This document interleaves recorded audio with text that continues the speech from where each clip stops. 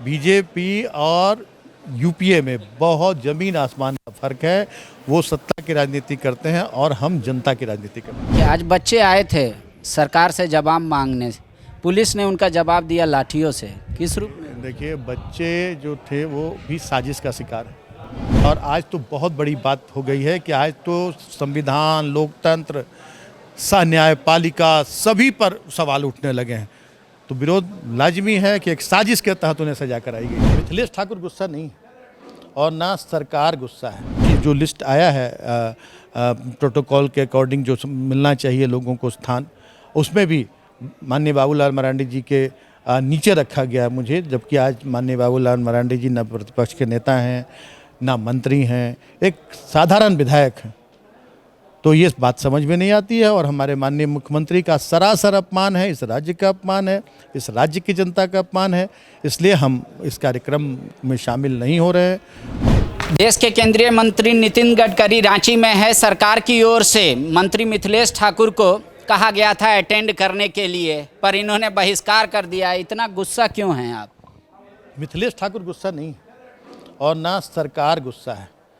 तो आप लोग हिस्सा नहीं ये मामला है अपने अधिकार का, प्रोटोकॉल का। मैं माननीय मुख्यमंत्री के प्रतिनिधि के रूप में उस कार्यक्रम में पहुंचने वाला था, जाने वाला था, लेकिन जब कार्यक्रम की सूची आई, मिनट टू मिनट का प्रोग्राम आया, तो उसमें बहुत सारी विसंगतियां थी, जिससे केंद्रीय मंत्री के सचिवालय को भी अवगत कराया गया। उन्होंने सुधार करने की बात कही, उन्होंने गलती मानी, सुधार करने की बात कही। पहले जो सूची मिली थी उसमें तो बहुत बड़ी विसंगति थी, बहुत बड़ी गलतियां थी, लेकिन इन्होंने सुधार करने के नाम पर सिर्फ खाना पूर्ति की।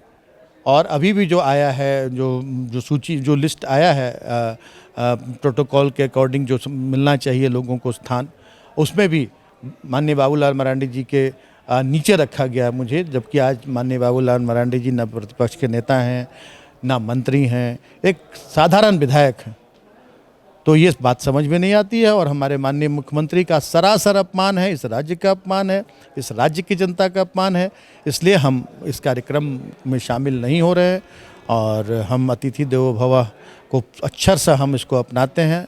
मैं गया था माननीय गडकरी जी को वहाँ रिसीव करने भी, लेकिन मेरी गलती थी और क्या, मैं थोड़ा 2 मिनट विलम्ब से पहुंचा। माननीय गडकरी जी वहाँ से प्रस्थान कर रहे थे, हेलीकॉप्टर में बैठ चुके थे और अभी भी जब कार्यक्रम समाप्त होगा तो मैं उन्हें विदा करने भी जाऊंगा हवाई अड्डे तक और ससम्मान उन्हें विदा कर। तो आपको लगता है ये साजिश से तन किया गया? निश्चित रूप से कि राज्य का प्रतिनिधित्व ना हो, राज्य की बातें ना रख सके हम, और साजिश के साथ साथ हमारा अपमान भी किया गया। ठीक है, आज बच्चे आए थे सरकार से जवाब मांगने, पुलिस ने उनका जवाब दिया लाठियों से। किस रूप में? देखिए, बच्चे जो थे वो भी साजिश का शिकार है, क्योंकि पिछले सरकार में जिस तरह से नियोजन हुआ, नियुक्तियां हुई, किसी से छिपा हुआ नहीं।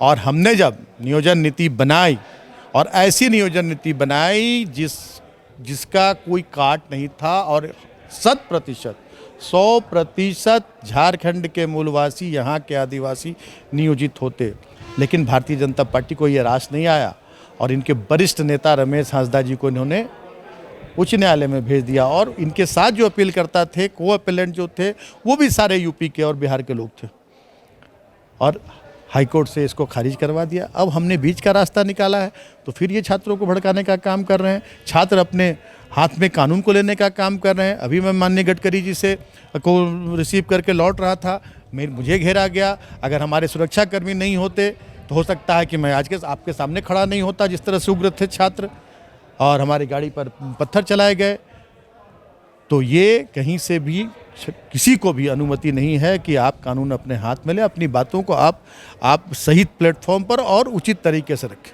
एक आखिरी सवाल, सदन में आप लोग बेल में आ गए सत्ता पक्ष होते हुए, किस रूप में देखेगी इसको जनता? मोदी जी से इसका जवाब पूछिए कि जो आज लोकसभा नहीं चल रही है इतने दिनों से, एक साधारण बात पर, कोई ऐसी बात नहीं थी। हमारे माननीय राहुल जी ने ये कहा था विदेश में कि हमारा आंतरिक मामला है, हमारे यहाँ लोकतंत्र में कुछ गड़बड़ी चल रही है, हमारा इंटरनल इशू है, हम अपने देश में इस मामले को सुलझा लेंगे। बावजूद इसके इस तरह से वो लोग कर रहे हैं वहाँ पे।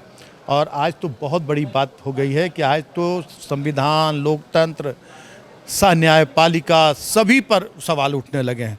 तो विरोध लाजमी है कि एक साजिश के तहत उन्हें सजा कराई गई। बीजेपी और जेएमएम में अब तो कोई अंतर नहीं रह गया, वो लोकसभा बाधित कर दे, आप विधानसभा कर दे। आप देखिए, बीजेपी और जेएमएम नहीं, बीजेपी और यूपीए में बहुत ज़मीन आसमान का फ़र्क है।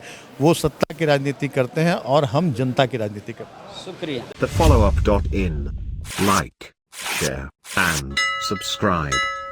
www.thefollowup.in